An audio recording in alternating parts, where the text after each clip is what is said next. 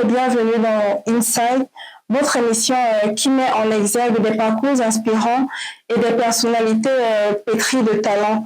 Aujourd'hui, nous avons l'honneur et le plaisir de recevoir un jeune invité.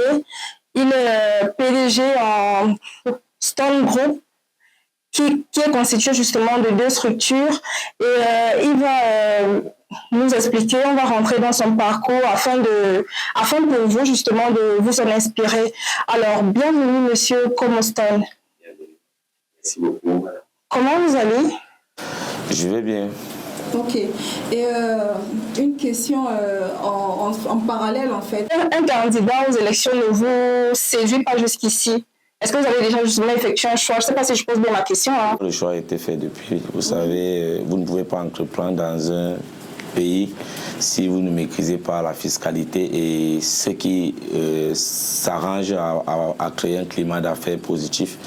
Donc automatiquement, on est condamné à voter le président Paul Biya parce qu'on est obligé de suivre la SND-CRAN. Donc vous n'avez pas peur que votre choix soit confidentiel en fait? Je suis un entrepreneur et je suis appelé à résoudre des problèmes. Vous assumez votre choix? Oui, mon choix est assumé puisque mon choix, mes entreprises sont nées de cette audacité que le chef d'État a demandé qu'on soit en tant que jeune. Oser justement. Voilà, donc j'ai osé et je reste focus sur son. Voilà. Du chef de l'État. Donc automatiquement, tant qu'il est là, s'il faut encore infliger cette torture, qu'il continue de son plan d'action, on est obligé de faire comme ça. D'accord. Alors, Monsieur Komostone, est-ce que vous pouvez vous présenter et nous dire brièvement, nous raconter brièvement votre parcours?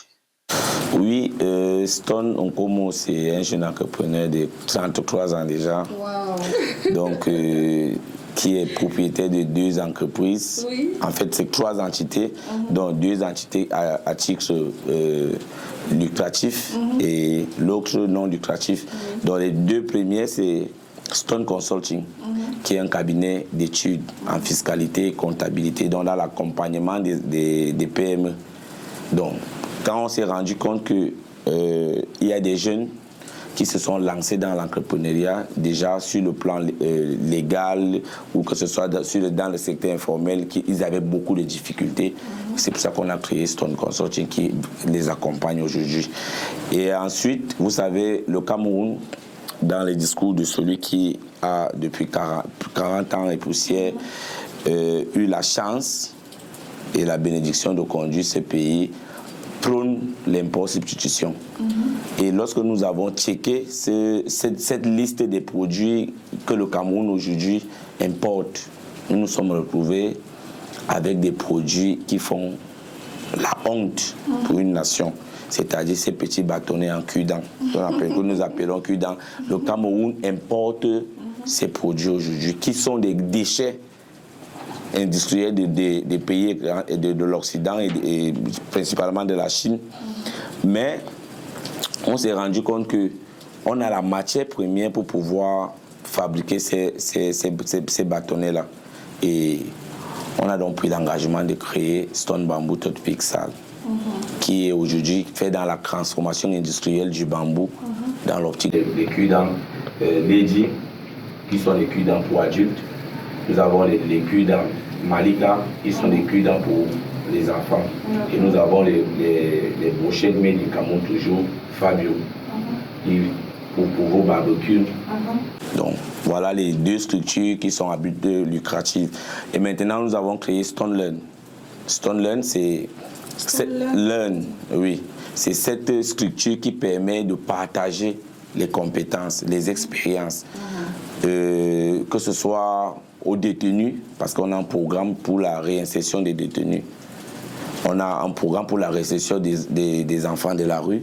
On a un programme de réinsertion des jeunes, en fait, dont nous organisons des formations gratuitement sur l'entrepreneuriat, sur les pratiques d'utilisation du bambou, de la protection de l'environnement.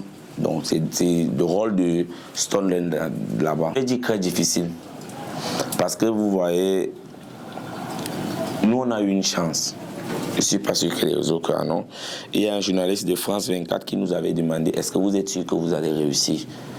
là où tout le monde entier puise les cure-dents ou bien puise ses ressources et il y a l'innovation. Parce que je veux vous rappeler qu'en Chine, lorsque vous faites un mois en Chine, c'est l'équivalent de 3 mois chez nous. Donc ça veut dire que quand un Chinois réfléchit une fois par mois, il faut réfléchir 3 fois par mois chez nous. AFW, JEZ, ils nous suivent. Et le BIT avait déclaré que le Cameroun dépense plus de 5 milliards pour faciliter l'importation, pas pour importer. Donc pour faciliter, donc c'est-à-dire pour avoir les bambous en Chine, on dépense 7 milliards. Et maintenant pour faire venir, ça c'est un autre coup.